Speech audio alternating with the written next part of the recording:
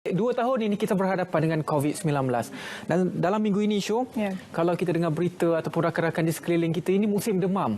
Pergi hospital, pergi klinik mesti ramai beratur untuk kerana apa? Kerana demam. Outbreak of influenza dan sebagainya lah. Pergi-pergi lepas tu ubat pula tak ada. Alamak, susah. Jadi kita nak beri benda sedar pada anda bagaimana untuk kita mengelak sebarang penyakit ini sebelum terkena. Tapi hari ini kita nak bercakap berkenaan RSV. Apa itu RSV? Dipanggil sebagai Respiratory Syncytial Virus, RSV, atau COVID-19. Simptomnya lebih kurang sama sebab dia melibatkan sistem pernafasan kita. Tetapi ia kebanyakan menyerang kepada kanak-kanak berusia di bawah 2 tahun. Jadi apakah beza antara RSV ini dan juga COVID-19? Kita bersama dengan Dr. Zafri Ismadi Muhammad Anis, iaitu pakar Clinical Pediatric Hospital Serdang, bersama dengan kita melalui talian Google Meet. Assalamualaikum, Doktor. Waalaikumsalam warahmatullahi wabarakatuh. Jadi itu dia sedikit gambaran yang kami gambarkan kepada penonton, RSV dan juga COVID-19. Jadi RSV ini sering kali berlaku kepada kanak-kanak berusia 2 tahun. Jadi apakah lagi perbezaan antara COVID-19 dengan RSV ini, Doktor? Okey, semua saya mula. RSV sejenis virus. Jangkitan virus secara secara umumnya dia ada kecenderungan untuk peringkat umur tertentu. Seperti yang kita lihat, kalau kita nak bezakan antara COVID-19 dan juga RSV, COVID-19 peringkat awal, varian alpha dan beta, banyak menumpukan pada yang peringkat yang berusia dan juga mereka yang ada comorbidity. Okay? Tapi untuk RSV, dia lebih kepada yang di hujung usia ataupun yang sangat kecil, yang kanak-kanak, bayi terutamanya di bawah umur, banyakkan puncaknya pada umur 2 bulan hingga 8 bulan. Tapi bagi mereka yang ada comorbidities lain, untuk anak-anak bayi ini yang ada masalah jantung, congenital heart disease ataupun ada masalah paru-paru macam pulmonary dysplasia ataupun masalah lain yang sebegitu, atau imun badan tak kuat, immunocompromised, mereka cenderung untuk kena RSV dengan kadar yang lebih teruk daripada biasa. RSV secara umumnya kalau pada anak-anak yang besar, budak-budak preschool tadika ataupun budak besar bersekolah, mereka akan macam dewasa juga, sama macam patut semua yang tak teruk, macam akan hilang baik semua dalam masa 3 hingga 5 hari macam tu. Tapi untuk mereka yang dari awal usia memang akan lagi teruk. Dan beza juga dari segi COVID dan juga RSV adalah komplikasi jangka sepanjang. Untuk yang dan organ lain yang terlibat sama. RSV agak khusus untuk pernafasan respiratory. Mereka yang kena hanya akan ada pneumonia ataupun bronchiolitis kan, jangkitan paru-paru yang tak pulih dan balik kepada asal hingga tak ada komplikasi teruk. Tapi berbeza dengan COVID, di mana akan ada juga segelintir yang kena myocarditis ataupun yang ada encephalitis, di mana semua virus itu kesarah, merosakkan jantung dan sebagainya, dan sistem lain juga pada masa yang sama. Dan juga COVID ada juga untuk kanak-kanak yang kita panggil MSC, di mana dia radang yang melampau, jadi selepas COVID itu selesai 2 minggu hingga 6 minggu ke atas macam tu. Dan juga ada long COVID. Jadi COVID sebenarnya dari segi aspek berbeza banyak daripada RSV. Dan satu lagi yang saya rasa saya sebut tadi, RSV pun pada respiratory dan bukan sistem lain. Itu agak khususlah untuk RSV. Baik. Okey, Doktor, bolehkah seseorang individu tersebut dijangkiti RSV dan juga COVID-19 sekaligus? Dan bagaimana kesan terhadap individu tersebut yang terkena 2 jenis jangkitan ini?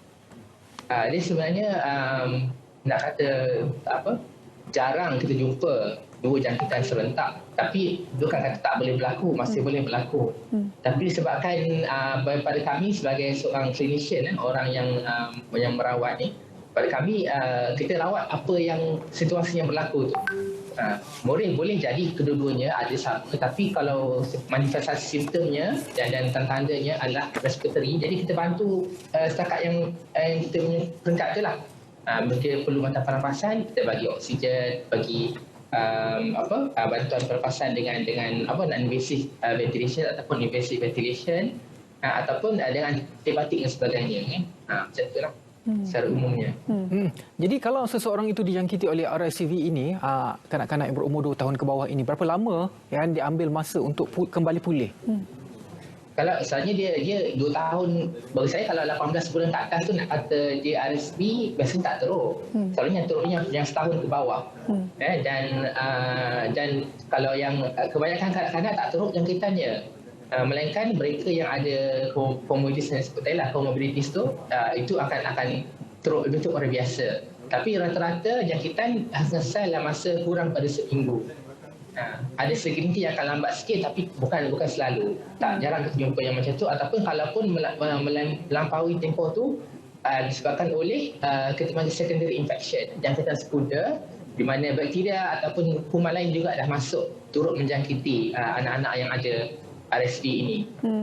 Jadi apakah antara langkah-langkah yang diambil untuk merawat pesakit-pesakit RSV ni?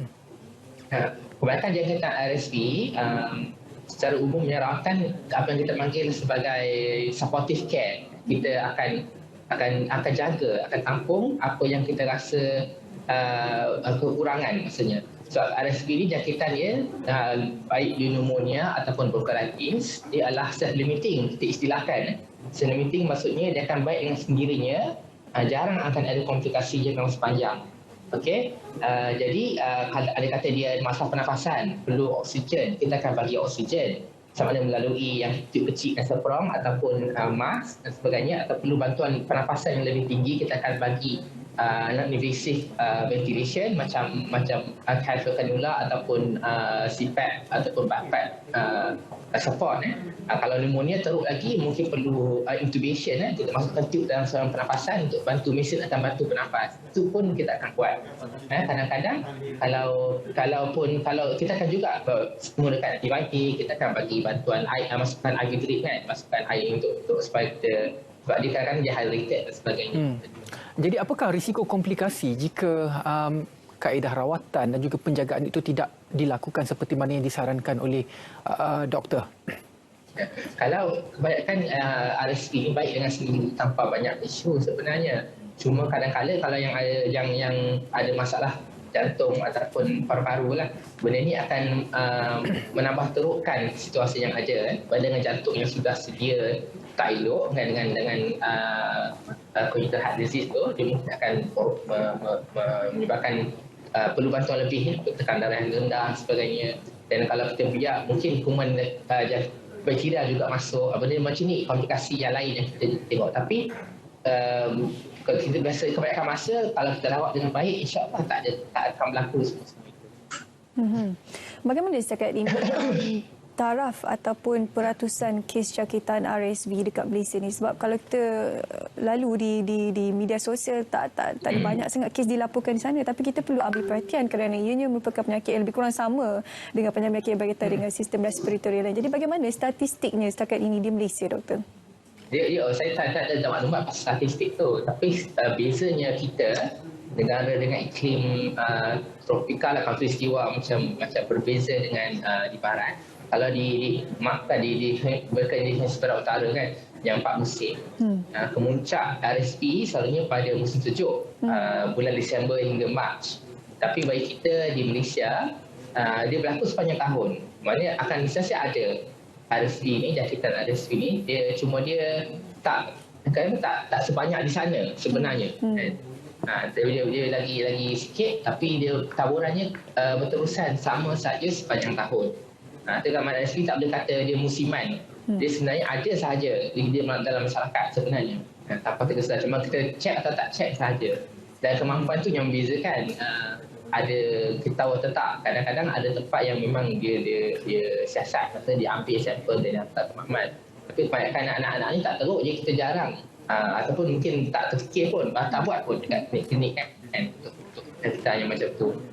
Saya data tu kita agak kekurangan, dan mungkin saringan yang lebih besar perlu kalau kita tahu satu sebenar lah. Jadi doktor, pada musim demam sekarang ni kan, banyak kalau kita baca di media sosial maupun di laporan berita, ibu bapa mengambil langkah untuk tidak mungkin mendedahkan anak mereka di pusat membeli belah, tempat-tempat yang ramai orang lah.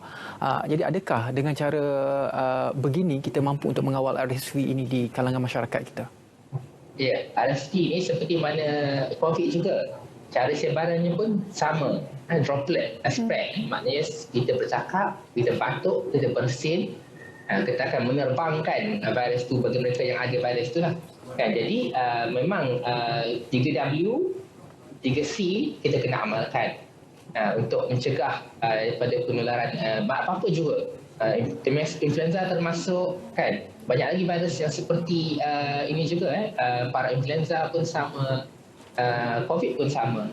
Jadi jika kita mungkin untuk saya kata tak nak bawa anak ke pusat membelah tu, sebenarnya satu langkah yang saya cakap kena bersederhana lah. Janganlah kita sangat-sangat simpan anak kat rumah sampai tak keluar kan. Tapi pada masa sama berhati-hati bila keluar tu amalkan W, maksudnya wash, basuh tangan selalu, bawa hand sanitizer dan pakai tutup muka, mask. Sila pakai untuk anak-anak juga kan. Kan nampak anak-anak pakai face shield comel pun bagus juga, itu pun benda yang baik. Ataupun dan be aware, maksudnya sentiasa kenapa situasi kesekitaran. Kalau nampak padat sangat, sendak sangat kita elakkan daripada pergi kawasan yang macam tu. Pergi kawasan kedai-kedai yang kurang orang, tak ramai orang dan tak rapat-rapat sangat.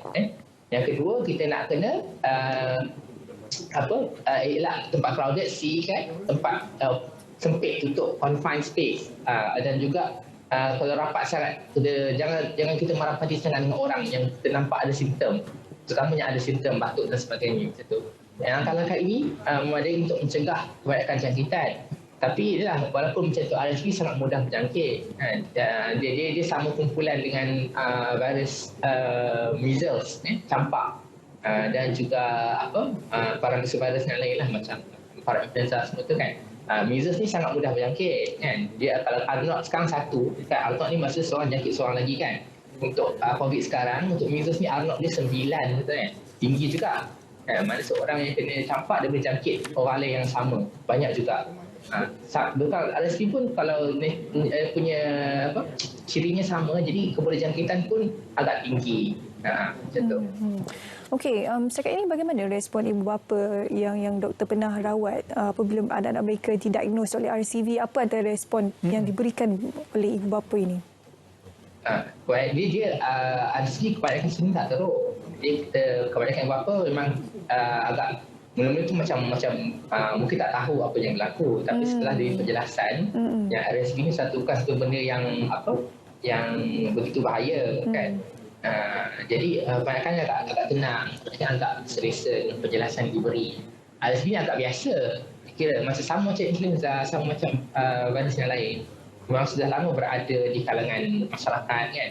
Dan memang kebanyakan masa jangkitan tak teruk, cuma mereka yang ada risiko untuk jangkit teruk kita akan maklumkanlah risiko sedemikian dari tinggi, tetapi mereka yang ada jangkit jantung, masalah paru-paru dan sebagainya, dan mereka ini perlu kita pantau lebih rapi di hospital. Kalau mereka ni kita jumpa di kecemasan dengan simptom yang seperti jangkitan influenza illness macam ni kan, kita lagi cenderung untuk kita pantau di hospital daripada kita bagi-balik pantau di rumah. Okey. Itu dia sedikit penerangan mengenai RSV ataupun lebih kurang simptomnya dengan COVID-19, tapi ia menyerang kepada kanak-kanak. Jadi itu ada antara langkah pencegahan yang anda boleh lakukan. Terima kasih banyak-banyak kepada Dr. Zafri Ismadi Muhammad Anis, pakar klinikal pediatrik Hospital Serdang, bersama-sama dengan kita untuk berkongsi tentang RSV dan juga bezanya dengan COVID-19 yang kita lalui sekarang.